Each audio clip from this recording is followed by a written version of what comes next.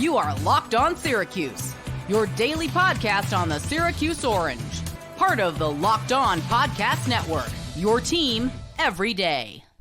And number one, you may have heard at the very top of the podcast, Darrell Gill, 6'3", 175-pound wide receiver, a returning true junior.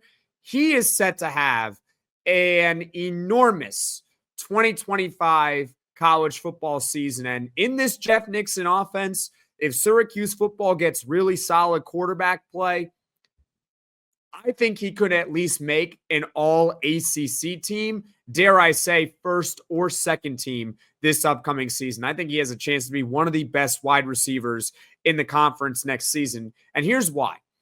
Last year, Darrell Gill was the fifth option on the team, not the fifth wide receiver, the fifth option. When you look top to bottom, the list of targets, when Kyle McCord was passing the football, there were four guys clearly ahead of him. Oronde Gadsden, Jackson Meeks, LaQuint Allen, Trevor Pena. Well, for better or for worse, all four of those players that I mentioned are gone.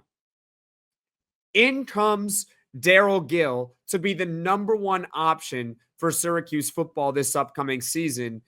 And last year, as a fifth option, 31 catches for 570 yards and 2 touchdowns. And he led the ACC with over 18 yards per catch. So he can stretch the field. And we'll talk about another receiver later on here in this top 10 ranking. But you got two guys who can stretch the field at the wide receiver position. And even though those numbers might not jump off the page, I mean, 570 yards, 2 touchdowns, about 30 catches, right? Those aren't like crazy elite numbers. He was the fifth option. And yet he still carved out a role. And by the way, 3 of those 4 players are now in the National Football League, 2 of which were drafted, 1 of which was an undrafted free agent. And Trevor Pena got himself a nice NIL deal over at Penn State. I'm not sure if it was $2 million, but he definitely got himself a nice NIL deal. So those were 4 really good players ahead of him, and yet he still got 570 receiving yards. And those numbers were up from what he did as a true freshman, where he only had 7 catches for 60 yards and 1 touchdown. So what does all this mean? He is, at least for right now, the best player on Syracuse football's roster, and he has a chance to be first team all ACC this upcoming season. And hey, you all agree with me? You all disagree with me? I'd love to hear your thoughts in the comments section below. Do you think that Darrell Gill is the best player currently on Syracuse football's roster? I'd love to hear your thoughts in the comments section below. Next up, you got Steve Angeli. 6'2", 205-pound quarterback from Notre Dame, a redshirt junior. So if all goes well, he could possibly come back to Syracuse in 2026. Unlike Kyle McCord, I mean, we were hoping he would get that 5th-year waiver. We'll never know if he would have gotten it or not.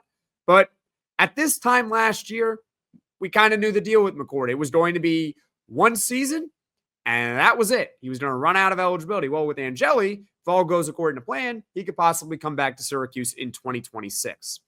Now, Angeli isn't a lock to be Syracuse's starting quarterback, and we talked about it on yesterday's podcast. But I also mentioned that as of right now, he seems to be the clear favorite to be Syracuse's starting quarterback in a very limited sample at Notre Dame. And I get it's limited.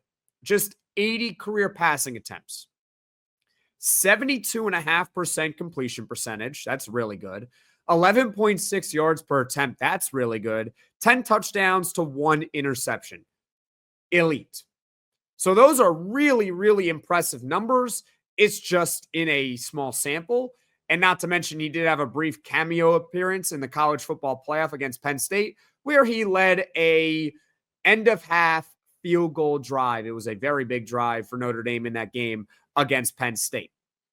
If Angeli can at least be serviceable, so like a decent quarterback, then I think Syracuse is definitely a bowl team.